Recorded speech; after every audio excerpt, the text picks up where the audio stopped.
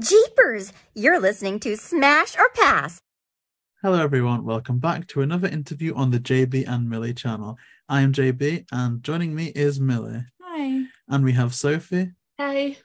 And the special guest who we're going to be interviewing today is Mr. Jeff Holder. Welcome to the show. Hey, really glad to be here. So thank you so much for joining. We're really looking forward to getting into kind of your whole career, focusing on the writing that you've done and your involvement with Scooby. So I understand that you've written for a number of, Hanna-Barbera shows and stuff like animation, but what kind of started your journey into writing? Well, I grew up in Georgia, which is on the East Coast for the UK folks. I moved to Los Angeles. Hello, the dog wants to be a part of it. He's a big fan of Scooby also. I mean, all dogs stick together. You know how they are. So I moved to Los Angeles right out of college. I'm 23 years old or whatever. And I ended up I wanted to be a writer. I had written a bunch of spec scripts and features and all this stuff in high school because, boy, I'm going to go to California and be the next Steven Spielberg. And but I got to California and found out they already had one of those. And so there wasn't really room for me.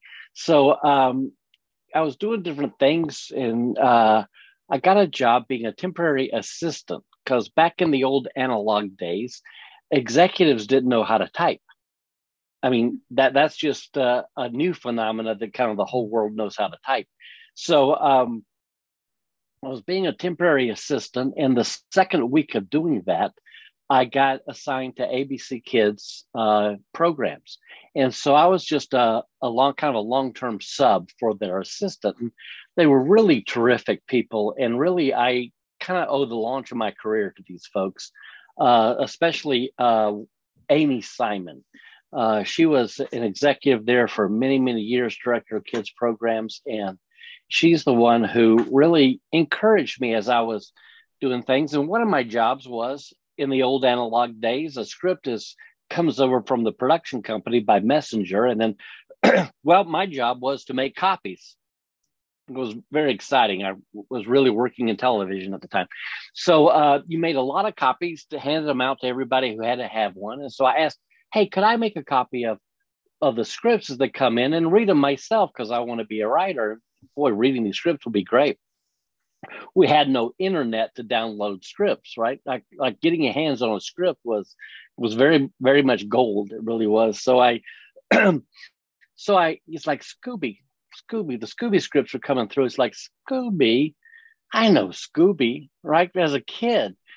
So I wrote a Scooby spec. Just, I don't know. We'll just see where this goes. I showed it to Amy and said, hey, can I get some feedback? I'd just love to know what you think. I don't really remember it. The opening line I remember was Shaggy saying something, Scoob, this is the life. And they're sitting in the pool about something in the sea monsters. I don't even remember.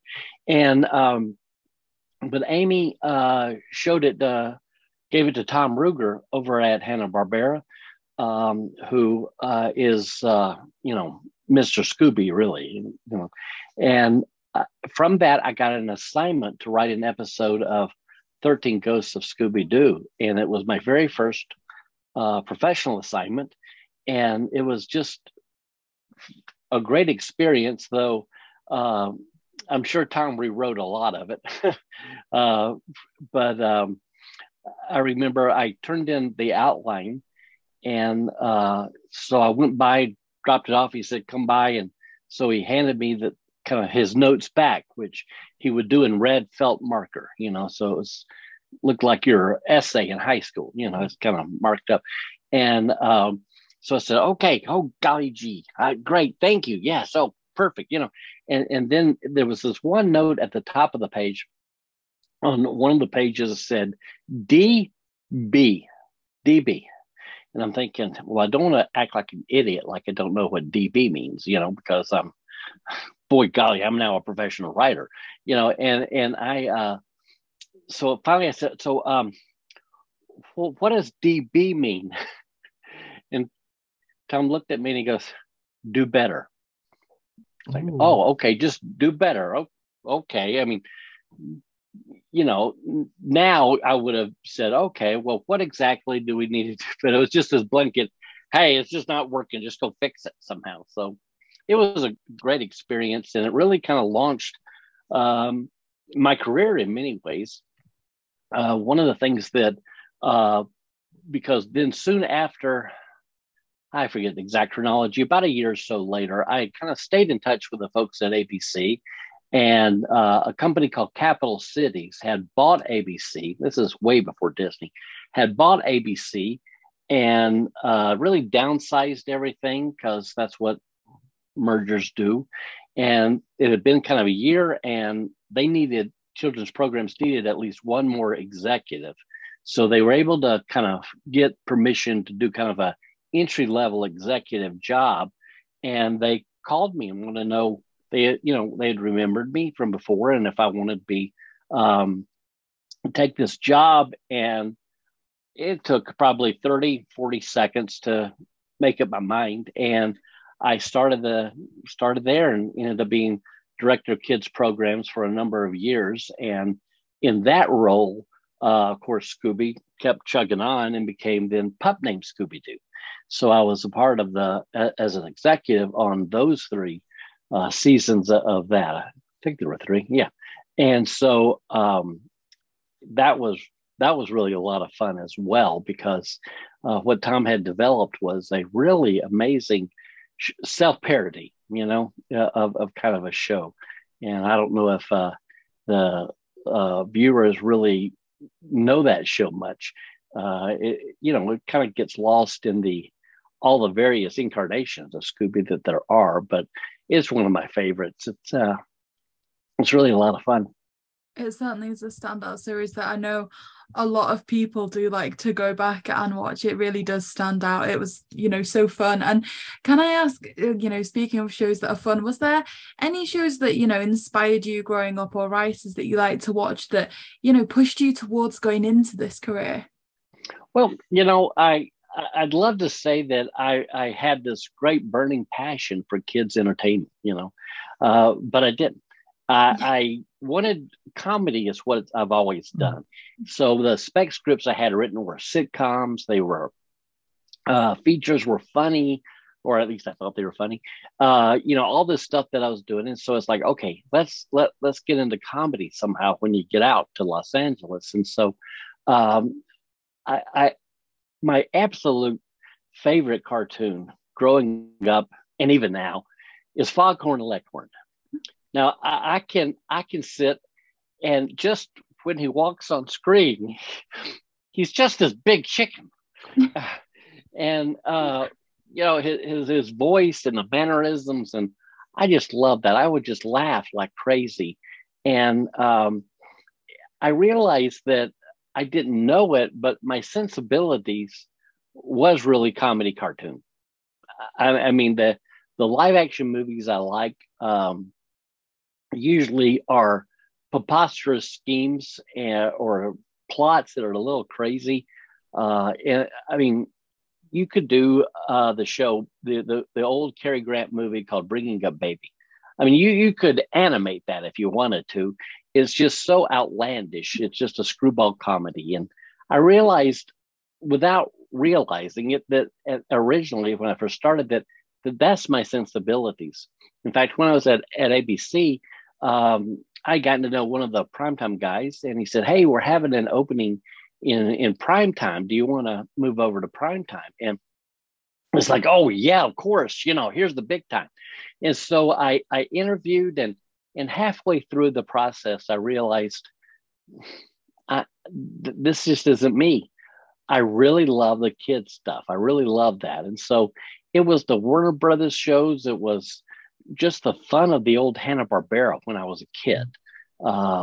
Those were terrific. And so I, most of my intersection early on was with Hanna-Barbera, as well as writing for Deke Entertainment, Dennis the Menace, and a bunch of other stuff. But really, it's a lot of the old Hanna-Barbera and the old Warner Brothers. And I think maybe that's why I like kind of the older Scooby. I understand the pull to say, okay, let's get backstories to all of these characters. Let's do that. And I understand that, and it's fine. But I just loved it because one time when I was at ABC, we would do development with Joe Ruby and Ken Spears, who are of course, the creators of Scooby Doo. So we're there, and sometimes Joe Ruby especially would get to starting to tell stories, and the thing about it, he said one time what he loved about Scooby, and I realized that's what I love about Scooby. It's just these kids and their teenagers that they're just driving in this van along a spooky road with a lot of fog, and suddenly there's a phantom holding a lantern, and like we don't know why. We kind of don't care, because just the ride that you'd go on while they're trying to solve the mystery and all the humor and everything, that it feels a little more pure than trying to figure out, what Daphne's are she and Fred really a couple? What's going on with Velma? All this kind of stuff. It's like I don't know. I just rather have them be driving along and suddenly there's a ghost who turns out to be an evil land developer. I mean, the one I wrote on, 13 Ghosts, was the first time, I think it was the first time when there were really, it wasn't just the evil land developer in a mask. But I do like the older stuff better. It's my age, I guess. But well, it's really clear how much you love comedy and animated shows. A lot of your writing credits involve classic Hanna-Barbera characters such as Yogi Bear and the Flintstones. For projects like this, did you go back and watch the original series, or was there another way you came to understand the shows, because you said you were a big fan of them when you were growing up? Yeah, a little of both. I didn't necessarily go back and say, okay, now I'm going to lock myself in a room and watch all the old stuff, because, part of the idea was to bring the same, only different, right? And that's what, whenever you're talking about these kind of trying to do something that has such a huge legacy, you want to deliver on what it is that works for it. Yogi Bear was actually an amazing experience, because I then left ABC and became an executive at Hanna-Barbera. Ultimately became VP of development. And it was right when Turner bought Hanna-Barbera for the intention of launching Cartoon Network. And so I was head of development really for the launch of Cartoon Network, all that kind of stuff. But one of the things that it afforded me was an opportunity to walk into Joe Barbera's office and just say, hey, Mr. Barbera, when you were selling Scooby to the network, how did that go? Because you just had to ask him one question and you got a 45-minute answer. He would have loved YouTube interviews like this, because he would have at the time just he could tell stories, and his stories were amazing. So anyway, it was out of that, there was Turner had the idea, well, let's do a couple of holiday specials, and they talked about all sorts of things, and it ultimately ended up being one of the ideas was Yogi the Easter Bear, and that was more of a title dreamed up by the folks who said, hey, I can sell this in the syndication market, or this will do well at Turner. But so there was no plot. So it was decided that I would write it with Joe Barbera. And so that was just an amazing experience. You sit down, and he had just kind of pontificate and throw a bunch of stuff out there, and I'd try to capture it and go back and write it up and then hand it back to him. And, what are we thinking? And, he was, I can see how really, the guy that did Tom and Jerry, you can kind of see that in there, because it'd be like, oh, we'll do this. And, oh, well, let's, why don't we then kidnap the Easter Bunny? well, that would like undo everything we just did last week. Yeah, that'd be good. Yeah, it'd be funny because he saw everything as a string of gags. It wasn't necessarily a 3-act structure and tell a story and rising and falling action and all the stuff that goes into a script.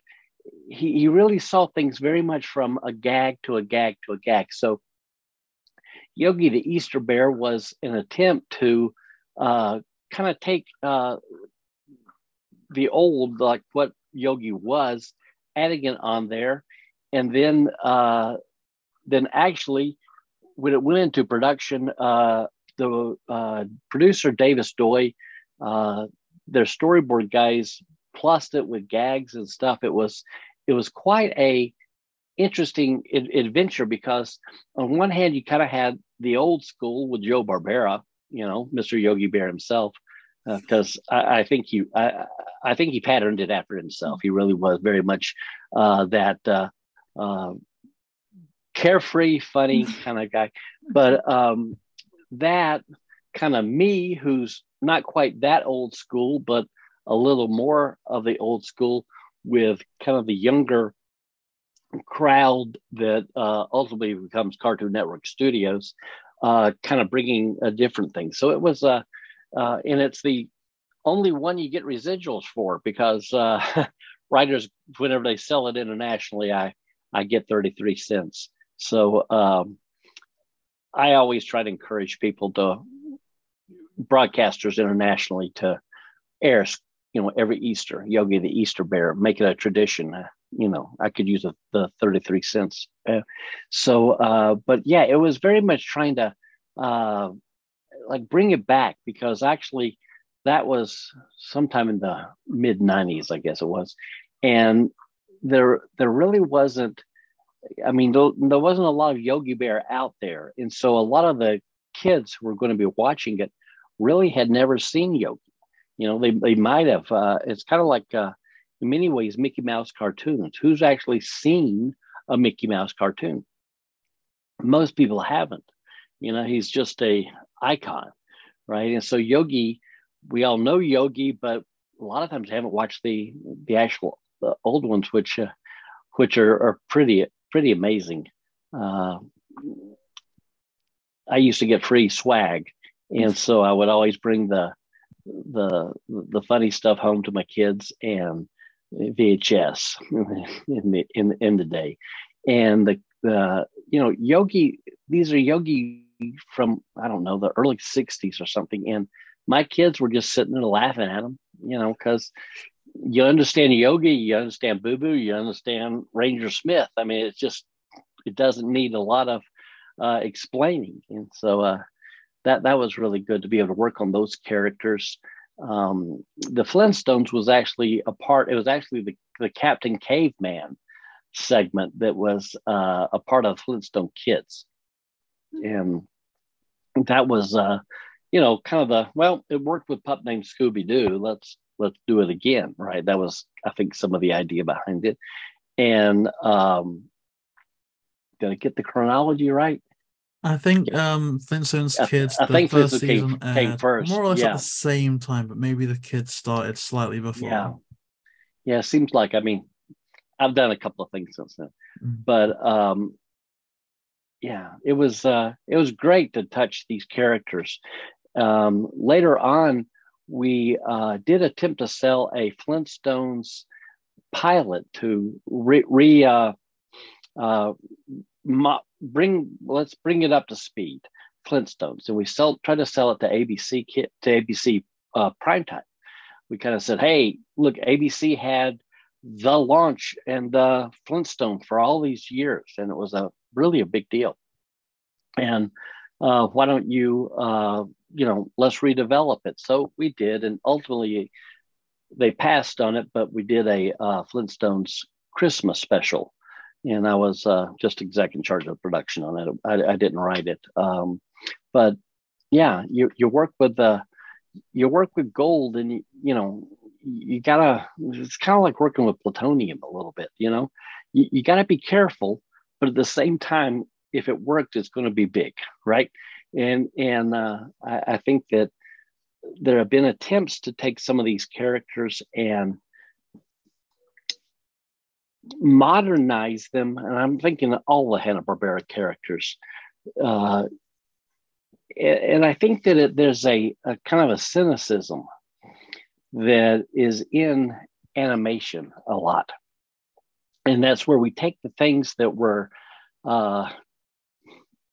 aimed for kids, for an innocence, for a fun, and we try to bring in adult sensibilities to them, as we do with Scooby, where we're making them more like quote unquote real people and not cartoon characters. I'm thinking of maybe Chris Felucci's Yogi stuff that he did, where you had all the different Ranger Smiths dancing with one another, and there's kind of a cynicism sometimes when we take on these characters, because it's like we forget.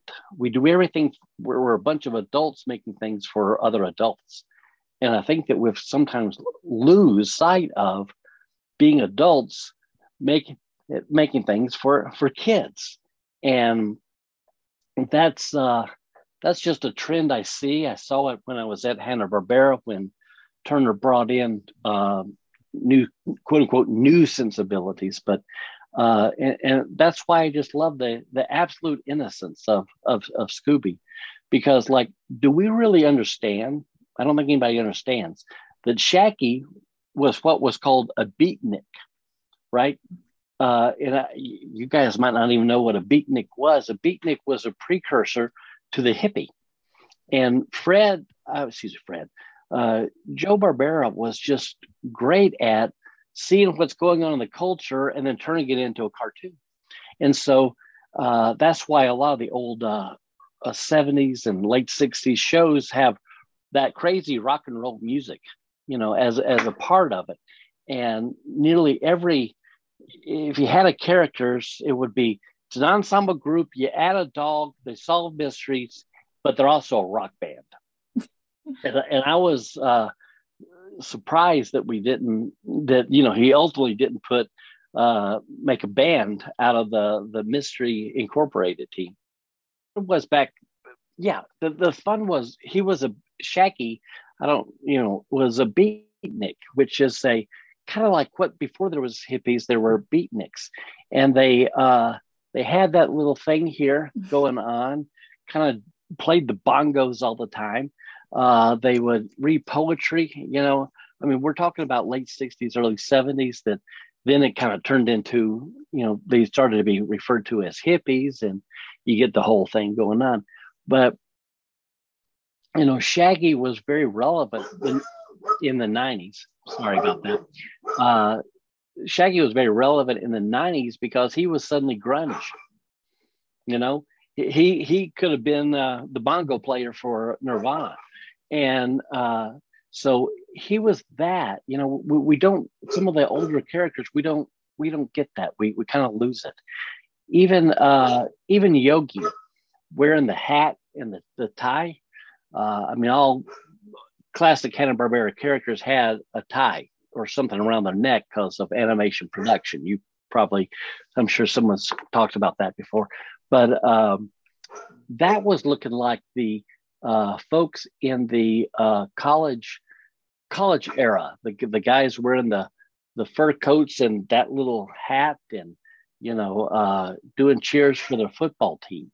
In other words, the references to things that aren't really around anymore, but they've stayed. And Shaggy's funny. He's a guy who's essentially has a perpetual case of the munchies, without necessarily we see why he had a case of the munchies. And one time I was with I don't know if this is irrelevant, but I was talking to Mr. Barbera, and I was able to, and he was a big fan of Seinfeld, and Seinfeld was on at the time, and he would just say, "Hey, did you see Seinfeld last night?" Oh, because his favorite character was Kramer, and he'd sometimes stand up and do that little door thing that Kramer would do, would it kind of come in, and he was like a cartoon character because the inertia wants to take him further, but he's kind of pulls himself back, and he just loved it. And I could see, because Mr. Barbera's wheels were turning of how Kramer, just as he took Honeymooners and made the Flintstones, he said in an interview one time that Jetson started out as the Dick Van Dyke Show, the old classic one, Mary Tyler Moore, but then it evolved, and that there was those kind of things going on. And so he would take that, and then how do you do it? And I could see his wheels turning of how do you do a Seinfeld show as a cartoon? And if it was 1975, he would have already been in the room of one of the networks and pitching it and making it up as he went, sometimes even. So I loved seeing how he would do that kind of thing. A lot of what working with the old characters, with especially what little I did interact with Joe Barbera, it was great because, again, you're trying to deliver on what made it great. And a lot of times we apply our modern day sensibilities to that, and we think that it's going to make it great, when really the sheer innocence of these characters and protecting the innocence of kids, I think, is something that we've kind of lost. We don't focus on that. We think of what's funny. One of the experiences, my one experience with working with, someone who's hailed as a genius of animation, just isn't making stuff for kids. But because nowadays there's quite a lot of adult entertainment, this animation kind of aimed for grown-ups nowadays. But I just love it aimed for kids. And I think maybe that's what kind of Scooby helped me discover way back in the day, that's really what I enjoyed. And like you say, so many, so much thought and consideration did go through every element of this to making sure that it was, the right choice, the right thing, the right message. And certainly it came across as a phenomenal product in the end. So with that in mind, from the things that you've wrote and everything, is there a moment that stands out to you as a certain amount of pride when you finally see it on screen and it's brought to life? Oh, well, I don't think you ever get tired of that. You would see there would be opportunities when, the first time you see your credit, on screen or something like that. And that's a good feeling. It's like, oh, hey, there I am. But I mean, let's be honest. It's like there. Oh, I missed it. There it went by. It's a fleeting thing. It's not like that. Brad Pitt in, kind of thing. It was a fleeting credit. But what was just so much fun is that whenever you see that humor, I mean, the best thing is ever if you can ever have an opportunity to watch kids watch something you wrote or something you produced, and when they laugh, there's just nothing better, because that's the end goal. And so the process is sometimes confusing and hard, trying to break the story, but also dealing with all the people who are speaking into it, from the producers to the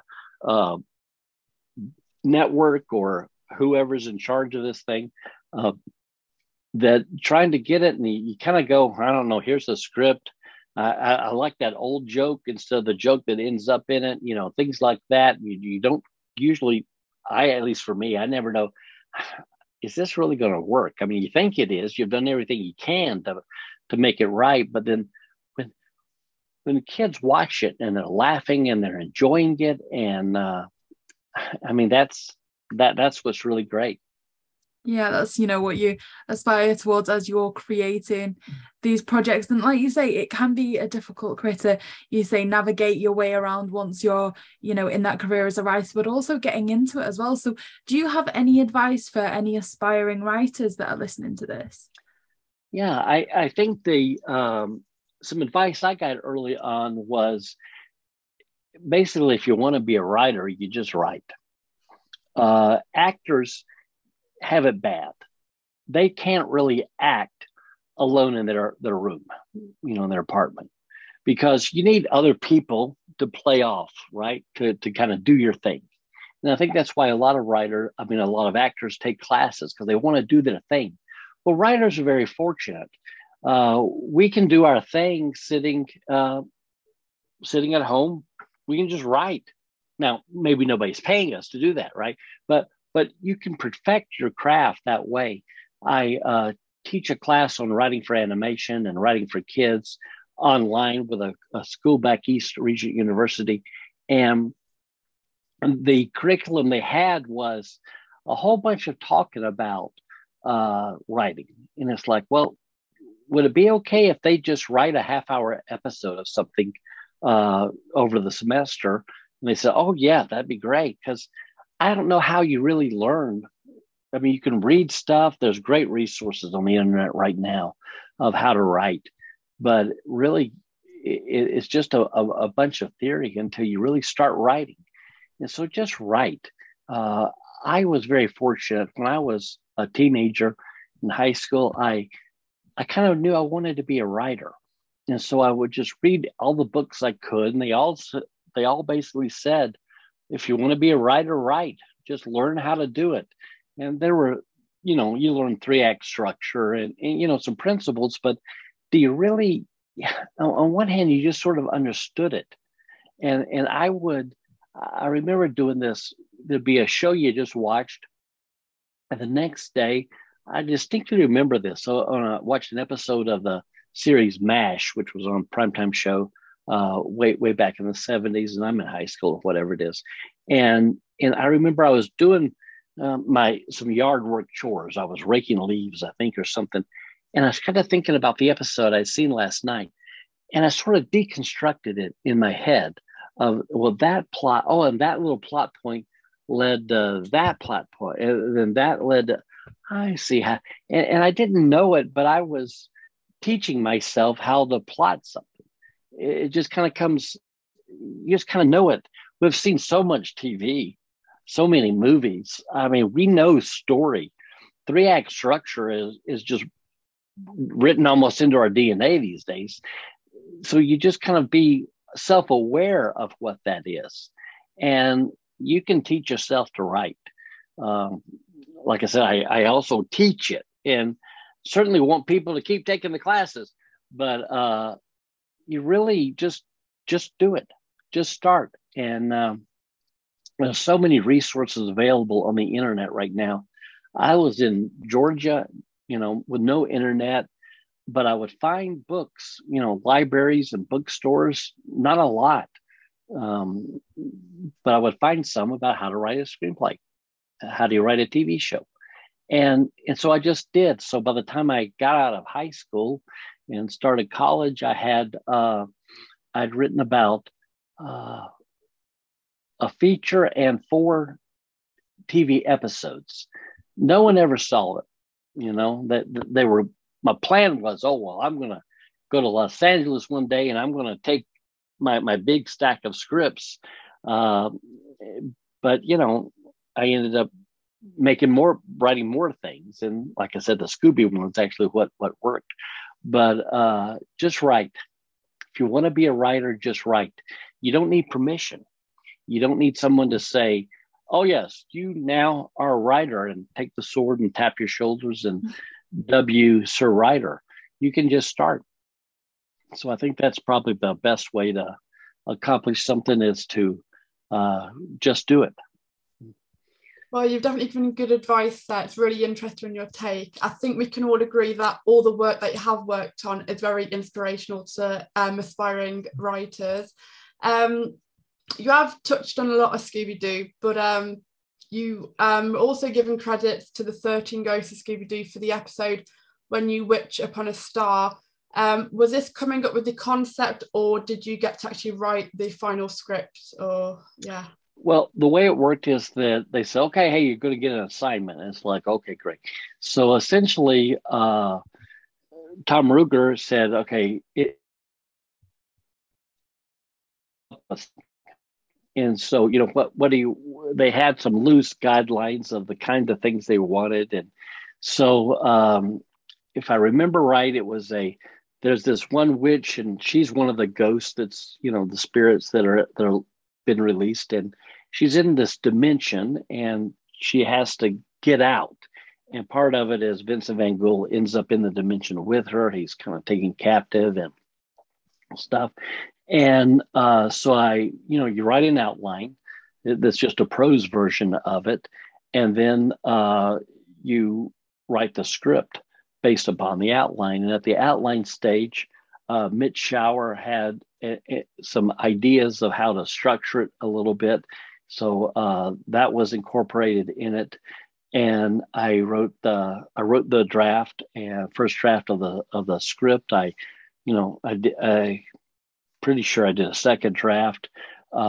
Ultimately, Tom was the story editor. Tom Ruger was the story editor, and the story editor writes the final draft. They're the ones who say, okay, well, they're responsible for making sure that this fits in with everything else, even though a bunch of diverse different people wrote it. They're to smooth out the edges and make sure that it is what keeping up the vision of it. And so I'm sure I don't even remember now. And at the time, I don't remember, but I'm sure he had to rewrite a lot of it. I was a first-time writer. And so we actually share a credit because I think he had to fix so much of it. But Tom, I think, is a lot like a lot of story editors who essentially use freelancers to write their first draft. I think it's kind of how they think of it. So here's a draft. Okay, good. You brought some good things to it. I can bring better things. The thing about comedy, and it's kind of very true as you see in sitcoms, is that there's a collaborativeness to comedy that you don't necessarily get in drama, because you can always find one more gag. You can polish that joke a little bit more. Is it better if they say it bump, bump, bump, bump, bump, or is it bump, bump, bump, bump? Like what's the rhythm of the joke? And so that can always be refined. And the thing about animation is we tend to move a little too fast. I think a lot of times, just broad stroke that way, that we're moving fast. And I think nowadays there's more of the sense of trying to do a writer's room and things like that, though never quite like a sitcom writing room. But yeah, being you as a freelancer, you write the outline and then you write the script. And, the story editor will come back 2 or 3 times with revisions on the script. And then ultimately they take it and do what they will with it, which proves the point that it's a lot more fun to be a story editor than a writer, which I got to be a story editor a couple of times. And it's good because then you get to shape things a little more.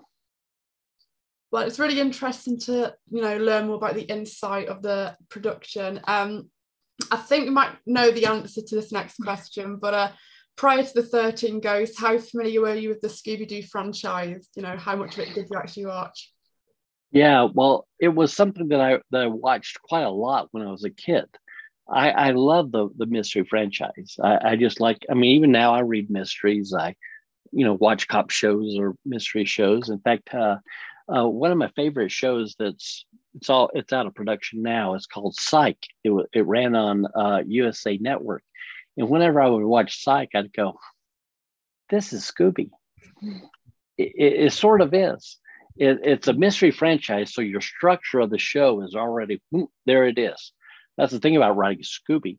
The structure is usually kind of built in because you're going to follow clues and you're going to ultimately have a resolution, and especially the ones in the old days. So I had watched a lot of them growing up as a kid. Basically, Scooby was in the air when I was 8 years old or whatever it was. And so it was just a part of something you knew, and so when it was like, and that's really why I gravitated toward the Scooby show. A lot of the other shows that ABC was doing, and I was reading the scripts of, they were shows that I wasn't as familiar with. because I had not watched cartoons in a long time. And like I said, kids programs is like, oh yeah. I guess they do have to write scripts for that. I mean, that was kind of how it was. But yeah, I was real familiar with Scooby just as a consumer for so long. Wow, that is amazing. And of course, as you mentioned as well, the fact that you watched the show before and are quite a big fan of how the originals were constructed. But in terms of the 13 Ghosts of Scooby Doo, that one was kind of very radical in comparison, with the lack of Velma, the lack of Fred, and the introduction of Flim Flam. So, Yeah. and also the paranormal element. So, to what extent did this supply you with, I guess, ease in telling the stories and also difficulty in coming up with the stories with it being so different? Yeah, well, it doesn't follow the mystery format exactly. It wasn't they come into the haunted house and they, find the clues by the broken windowsill and they do a this and they do a that. And Scooby gets scared and Shaggy halfway through. And, it wasn't that. So it was a different kind of formula. And it was trying to be spooky and scary because with Vincent Van Gogh, I mean, this was like a real thing that it's really good spirits and yet trying to also make it funny, and so there was it was a different kind of structure. So there was a challenge there. I guess because you knew the ultimate end was you had to get the spirit back into the box. That was, you knew where you were headed. And so you kind of had that kind of a structure path leading to it, but it did present, it was a very different kind of Scooby in a way. Reducing the characters down was actually, I think, a smart choice, because one of the reasons why you could parody Freddy saying, let's split up, gang, right, is because you always, with classic Scooby, you always had to split them up because you had all these characters working around as a group, and you had every scene was kind of that way. And so you can't service people, characters in every scene if everybody's going to say something or everybody's going to have an attitude or a beat. So you always had to reduce it down. You pair Scooby and Shaggy together, and they're off over here, inevitably where you're going to meet the ghost, and you then divide up the others, however. And so reducing the characters, I think, was a smart choice. Was it to have Daphne? I don't know. I mean, I don't know. Again, I wasn't part of the development of it, so I don't really know what went into, well, let's have Daphne instead of Velma, right? But Velma might have been thought about just not extroverted enough, to kind of be the driver, because somebody has to say, we're going to go over here and we're going to do this, because Shaggy's not, Scooby's not, they're going to say, we're going to stay here and eat pizza. So I think that was a good choice. Having Scrappy along was, someone called me the other day and they were writing articles about Scrappy and how much everybody hates Scrappy. And it's like, why do you hate Scrappy? Scrappy's the antithesis of Scooby, right? Scooby's like, nope, not going in there. And Scrappy's like, oh yeah, we're going to go in there. I mean, and so you put opposites together, and that's always fun. So, I think it was smart to reduce it down to where you could then have a group moving without it being the gang, all the time. Yeah, I completely get that. And again, it is quite streamlined, especially with the story that they have being told, of course, like you say, with almost the lack of that standard mystery format. There's not really a need for the gang to split up at that point. So it's good that they kind of got it down to the focus on the assignment of getting the ghost back into the box. So In terms of like that kind of whole process of pitching ideas and, writing first drafts, do you recall if there was anything that you pitched or any ideas that were kind of tossed around in the early stages that didn't make it into, the final version of the show? I honestly, I don't remember. I know that the ideas of trying to come up with a character, Marcella, I think was her name, the bad witch. She was caught in this dimension, and I think that was something that I brought to it. But I remember that they, some of the feedback focused it maybe a little bit more.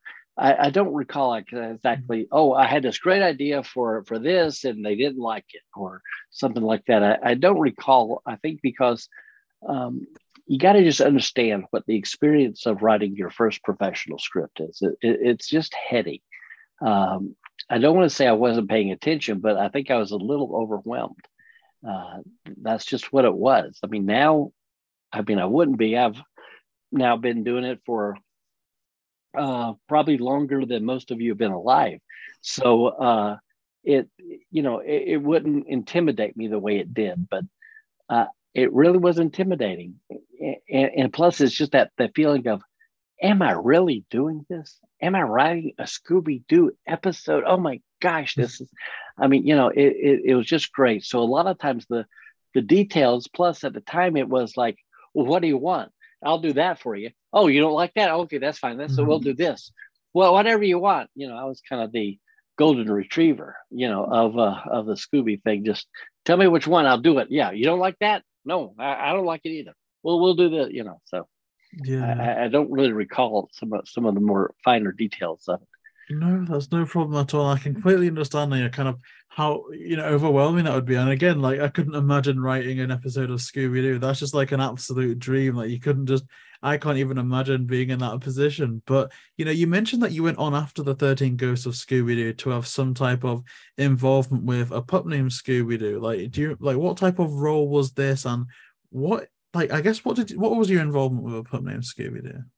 Yeah, well, I had joined ABC after as an executive, so I was a network executive, and just as a producer, as somebody who nobody knows what they do, but nothing happens without them.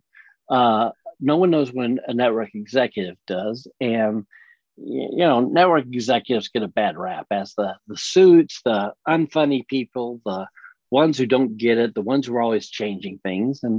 But really a lot of shows, the network executive basically is in a approval mode.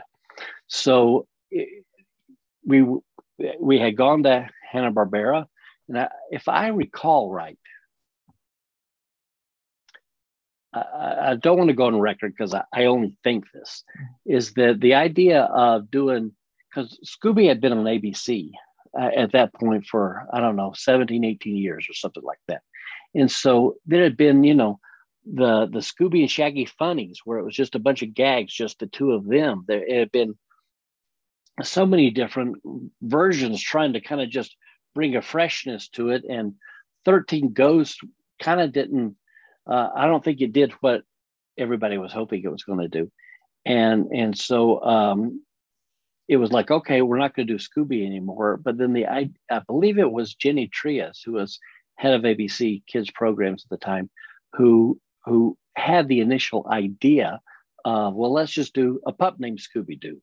We'd had Muppet Babies, mentioned Flintstone Kids. There had been this kind of idea floating around. And so it was like, okay, well, let's try it. But it was Tom and his team there, Lane Reichert and some others who really developed it up. And so we would have development meetings, and we'd have an initial meeting, we'd talk. So we were in a development deal with Hanna-Barbera to develop this up. And just a typical development deal that, I can tell you what that is if you need to know. But so it would, they would write out what's called a show Bible. And the show Bible is a prose version of, if you read the show Bible, you know what the series is because you haven't seen this series yet, right? And so there it was where developing of, well, it's Freddy, and Freddy's this way. He's this, that. There's a character named Red Herring, and Red Herring does this kind of stuff. And one of my favorite things that doesn't really, maybe nobody ever notices, but a weird thing was, well, you have to have, if they're kids, they live in their own houses. They're not really driving around in a van, all over the world. They have a place to live, and they live with parents and stuff like this. And so Shaggy's house always had the Christmas lights up year round. And it's just that little touch to it. And you kind of see it. It's not a plot point. Nobody ever talks about it. But that was always, to me, just so funny that, well, that's that family that doesn't really quite get around to taking the Christmas lights down. And, it's on a timer. It just turns on every night. And I just thought that was really funny. And it kind of, sometimes the small things show you how the larger things are being done. So I was going through giving them notes on develop. Yeah, we like this. We don't like that. It's, that kind of thing. But really, it was such a strong creative vision that Tom and Lane and some other people had. Then you kind of switch from development to what a network executive role that's sometimes called as current series, so then you'd read every script, you'd give notes, look at it over every storyboard, look at all the different things, rough cut, all the way to the final. And Tom left after the first season to go do that little thing called Tiny Toons. And so Lane Riker took over, and Lane really just picked right up great from where had it. So my role was, for lack of a better word, it's the term shepherd, right? It's a silly word. Like, nobody says, oh, I'm going to be a shepherd. Like, who does that? Certainly not in Los Angeles. But it's really kind of overseeing it. You're creatively involved, but you're not writing anything. You're creatively involved, but you're not animating anything. You're not producing anything. And so it's this, you're trying to just make sure it stays on track, sticking to the original vision that we all said, yeah, this is what we're going to do when you start. Well, when you start, you don't finish for half a year, if not longer. And so it's easy for, a lot of times you get story editors that are kind of have a writing version of ADD, where you write it up and like, okay, we've done 3 or 4 scripts this way. What'd be fun? We ought to just do this that's radically different than, because they're just bored. Like, we've done it before, well, let's do some more. And so the role of the network executive is to just oversee it and make sure that it's staying true to vision. It's what it's supposed to be like, because really it's got to deliver. You really got to, back then it's a very, very different business model than what we had back then. But you really you played the ratings game, and you had to fight against 2 other people. We were up against CBS and NBC. Now any show is up against kind of incredible amount of volume, but it's really just overseeing, giving notes. Some shows that maybe didn't have as strong of a creative team working on it, a lot of times you were really shaping the show. A lot of times you really got involved in it, and down to, well, why is it doing that? Because that's not how the character is, and so different shows based on the creative team, you get more involved than others.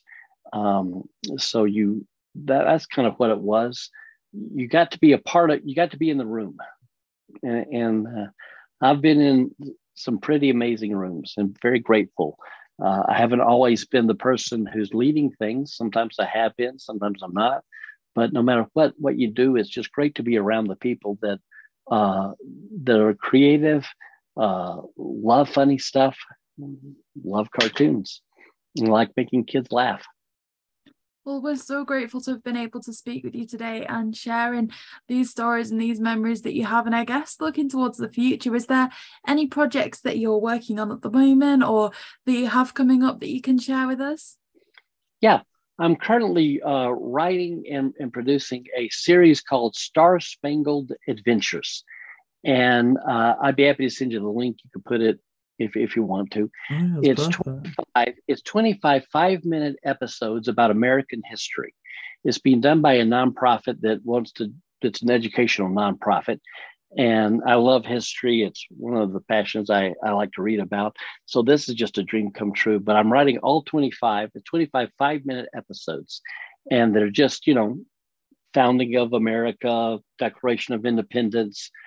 Will ultimately end up with landing on the moon and digital innovation and all that kind of stuff. But it's really fun because we're trying to be historically accurate because it's an educational series, but also trying to have some fun. So it's kind of a juggling act, but that's what I'm currently working on.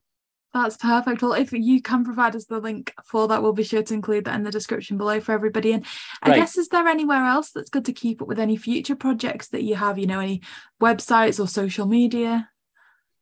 Well, probably my site is just jeffholder.net, and it's kind of a resume site, but I'm trying to do some more with it to keep new stuff. A lot of the things that are bubbling, you're not supposed to talk about, but there's some things, and really, it's interesting living the life of a freelancer, which I've done for now 20 years, is that you just don't know what's going to be around the corner. And yeah, sometimes you go around the corner, it's like, hey, there's not a lot here, and so you do have those seasons. But, I didn't know I'd be working on this project about the history project. And I just love it. I'm having so much fun with it. But I didn't see that coming, right? So you just never know. But no, I don't think there's a good place to say, oh, what's Jeff Holder going to be up to next? I don't know that anyone other than my wife, is following it that close. Oh, well, that's perfectly fine. And like Milly said, anything that we do find, we'll put in the description down below. But I guess that concludes us for today. Just thank you so, so much for coming on. We really do appreciate the time that you've given us today. Well, thank you. And I really appreciate you guys having this channel about all things Scooby, because Scooby deserves it. We Sure definitely does. agree. And just being lucky enough to speak to you who's been involved in it, it really does make our day, and it makes the people that watch it happy as well. And I think that's the kind of heart of Scooby, as you mentioned, making kids laugh and making people happy, who gets to kind of delve into the world of it, which is absolutely amazing. So huge thank you to you, and thank you to Sophie for joining us today. And of course, thank you so much to everyone for watching this interview. If you do want to see more like this, then please like, comment, and subscribe, and we'll see you next